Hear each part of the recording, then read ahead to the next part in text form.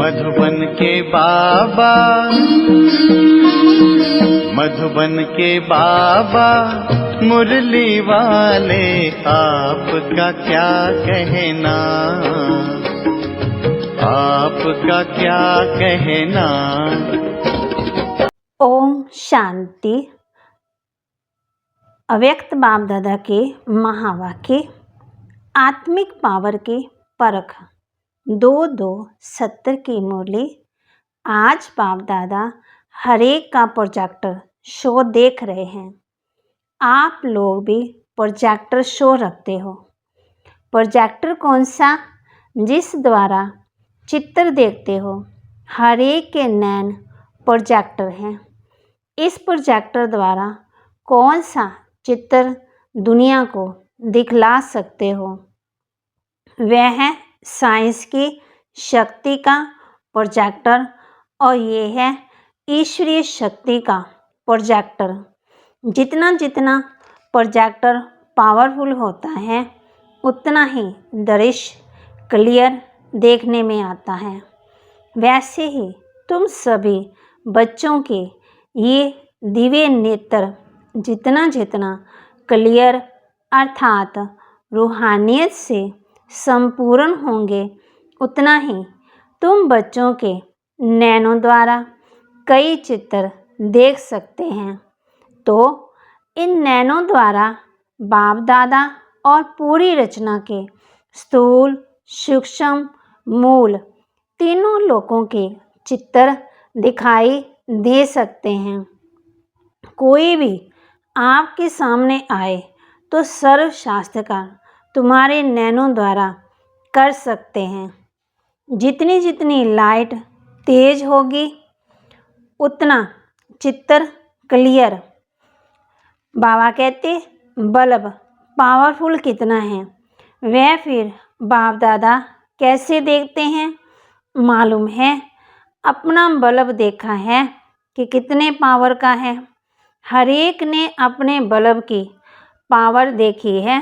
जो समझते हैं हम अपनी लाइट के परसेंटेज को जानते हैं कि हमारा बल्ब किस प्रकार का है, वह हाथ उठाएं। हमारी आत्मा कितनी पावरफुल है इसकी परख किस आधार से कर सकते हो?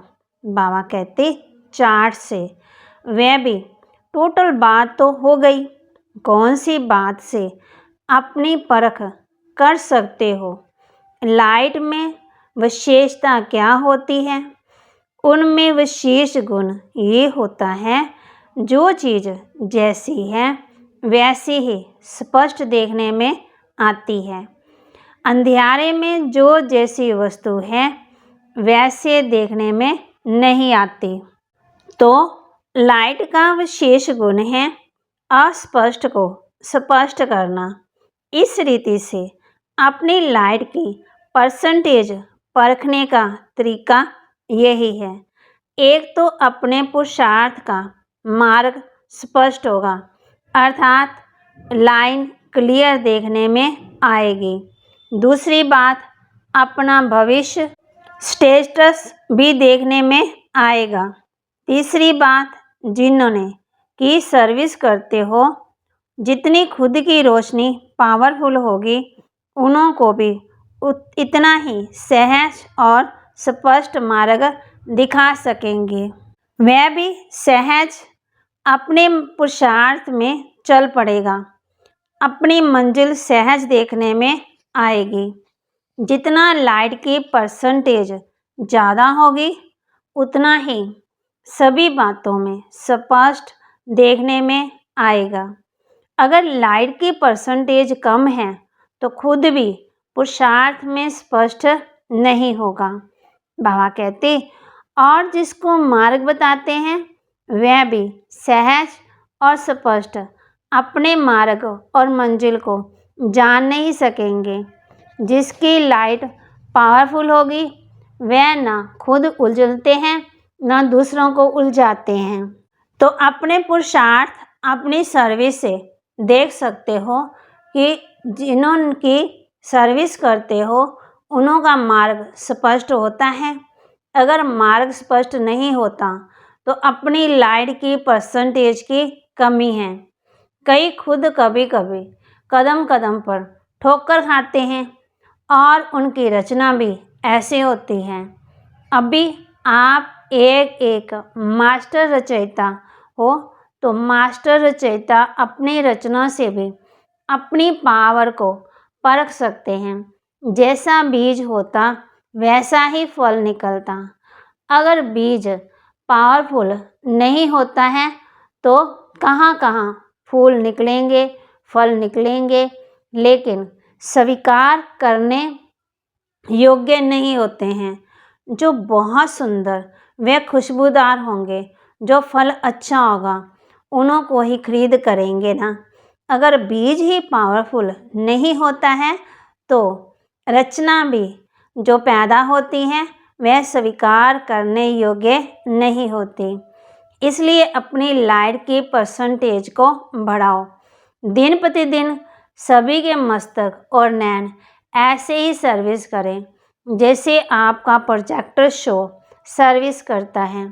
कोई भी सामने आएंगे वह चित्र आपके नैनों में देखेंगे। नैन को देखते ही बुद्धि योग द्वारा अनेक शास्त्रकार होंगे। ऐसे शास्त्रकार मूर्त अपने को बनाना है, लेकिन शास्त्रकार मूर्त वह बन सकेंगे जो सदा साक्षी स्थिति में स्थित होंगे।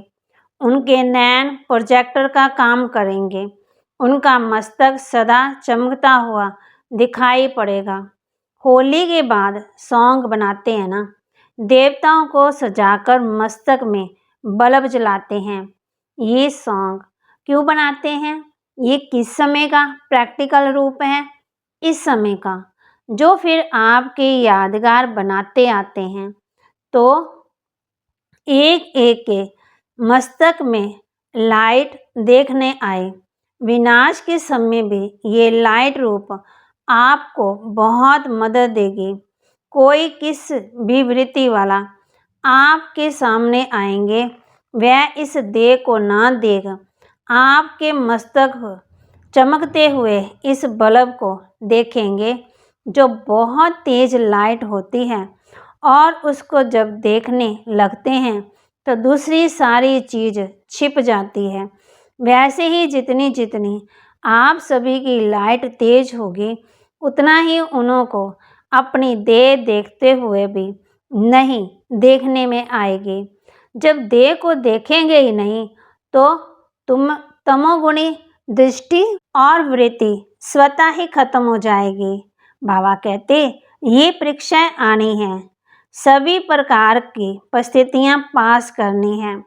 ये जो ग्रुप है ना, इन्हों का हंसी में एक नाम रखा है।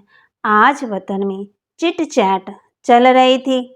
इसी बात पर कोई ने हंसी में कहा था, बड़ी बहनें हमारी हेड्स हैं और हम टांगे हैं। तो बाप दादा ने फिर नाम रखा, इन्हों के बड़े तो हैंड्स ही है ना, लेकिन ये हैंडल है। मोटर में हैंडल बिगड़ काम चल न सके। बाबा कहते ये जो ग्रुप है ना हैंडल्स, इनके बिना हैंड्स कुछ भी कर नहीं सकते। जो भी आते हैं पहले पहले हैंडल करने वाले ये हैंडलिंग है ना, तो आप लोगों के ऊपर इतनी जिम्मेवारी है। तो बाबा कहते अगर आप हैंडलिंग ठीक नहीं तो सर्विस की हैंडलिंग भी ठीक नहीं होगी। लेकिन ये सिर्फ देखना हैंडलिंग है तो, लेकिन हैंड्स को कभी भी हैंडल नहीं करना। हेड का हेड बनकर रहना। बाप दादा की भी राइट हैंड है ना, लेफ्ट हैंड भी है। राइट हैंड को फुल पावर होती है, लेकिन होता हैंड है, हैंड नहीं होता। लेकिन कैसे हैंडलिंग करना है और कैसे बाप दादा के राइट हैंड बने, इसके लिए यहाँ आए हो। ये ग्रुप ऐसा है जो एक एक कमाल कर सकते हैं, सर्विस को सफलता के रूप में ला सकते हैं। सर्विस में सफलता लाने के लिए दो बातें ध्यान में रखनी हैं। सर्व बातों में सहयोगी तो हो, लेकिन सर्विस में सफलता लाने के निमित्त विशेष ये ग्रुप है। इसके लिए 2 बातें विशेष ध्यान में रखना। एक है निशाना पूरा और दूसरा नशा भी पूरा होना। नशा और निशाना, ये 2 बातें इस ग्रुप में विशेष आनी चाहिए। जब निशाना ठीक होता है तो एक धक से किसको मर्जीवा बना सकते हो।